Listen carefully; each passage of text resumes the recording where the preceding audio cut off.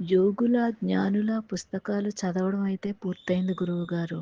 కానీ దీన్ని ప్రాక్టీస్‌లో పెట్టాలి. ఎలాగో నాకర్థం కావట్లేదు అని నేను బాధపడుతూ ఆయన మొఖం చూస్తున్నాను. ప్రయత్నమైతే చేస్తున్నాను.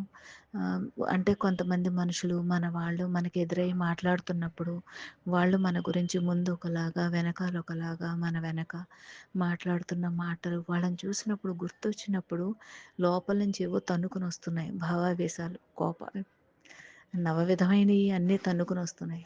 ఏమీ అర్థం కావట్లేదు గురువుగారు. దీన్నెలా కంట్రోల్ చేయాలి?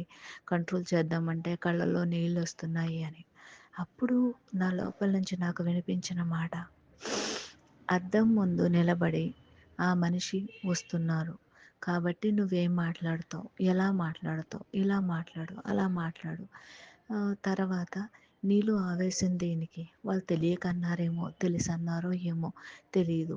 నీకు నువ్వు ప్రతిసారి ఆ మనిషి ఎదురైనప్పుడల్లా మర్యాదపూర్వకంగా, గౌరవంగా మాట్లాడు. వాళ్ళ మనసులో నీపై వాళ్ళకున్న అభిప్రాయం నీకనవసరం. నువ్వు నువ్వులాగే మాట్లాడు.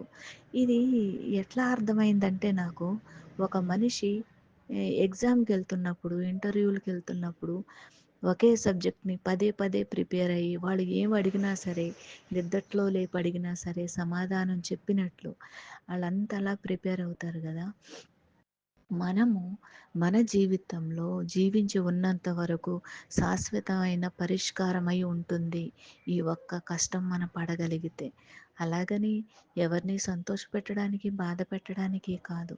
నీకు నువ్వు మానసికంగా ఎటువంటి గందరగోళాలకి లోనవ్వకుండా జీవించడానికి మాత్రం ఉపయోగపడుతుందిది.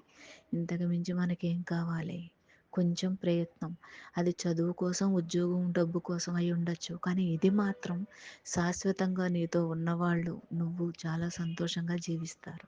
ఓం శ్రీ గురు రమణ.